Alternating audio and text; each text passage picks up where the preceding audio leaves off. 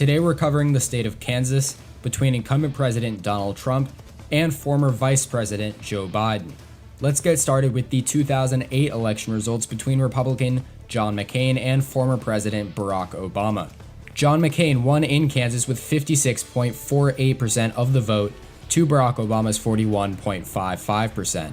He carried all 6 electoral votes in the state by a margin of 184,000 votes and 15 percentage points. As compared to the national average, Kansas went 10.8 points to the right, solidifying itself as a safe Republican state, even in an election as one-sided as 2008. Then in 2012, Republican Mitt Romney won with 59.66% of the vote to Obama's 38.05%. So he improved by 3% over John McCain, and Barack Obama saw his numbers decrease by 3%.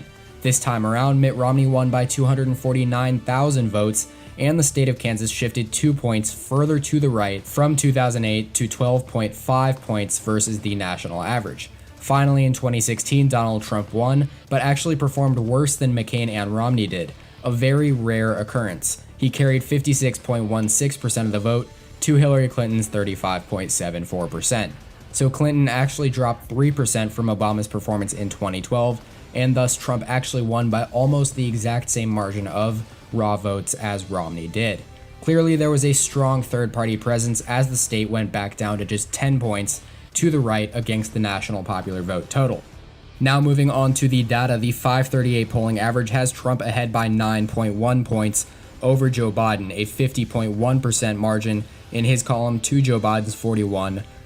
So right now, the 538 polling average actually has the state of Kansas within 10 points. Whether or not we can trust the validity of this in a state as typically conservative as Kansas will remain to be seen. However, in 538's forecast that was just released, Donald Trump has a 12-point edge over Joe Biden, 55% to 43%. Then in the GHK forecast, so the second of now 4 forecasts we can use to predict the 2020 presidential election, Trump has a 12.6-point edge, 54.1% in his column, to Joe Biden's 41.6%. Then in the Our Progress forecast, Trump has an 11.7-point edge, 53.8% in his column, to Joe Biden's 42.1% in the Our Progress forecast. And finally, in the Economist forecast, 13.8 points. That is the margin for Donald Trump. This is the largest margin out of all of these pieces of data. He has 56.9% in this forecast to Joe Biden's 43.1%. And as for the data consensus, which combines all of this data and averages it out, Donald Trump has an 11.8 point advantage,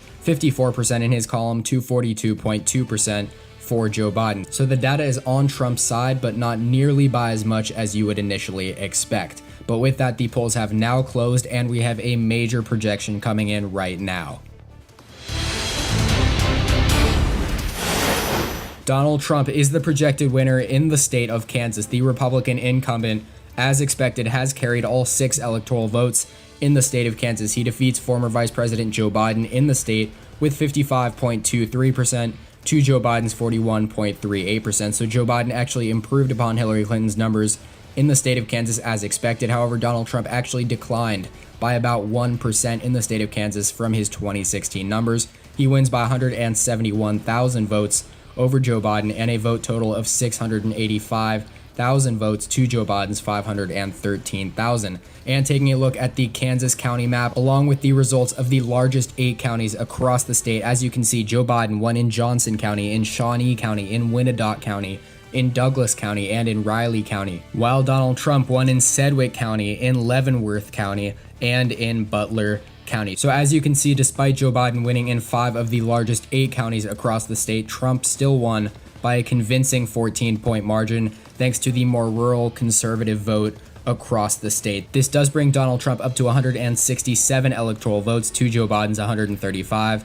As you see the updated U.S. electoral map, 236 electoral votes remain out there left to be called, and Donald Trump extends his popular vote advantage over Joe Biden to 507,000 votes, 48.06% in his column, to Joe Biden's 47.39%, with Joe Jorgensen and Howie Hawkins coming in 3rd and 4th place respectively.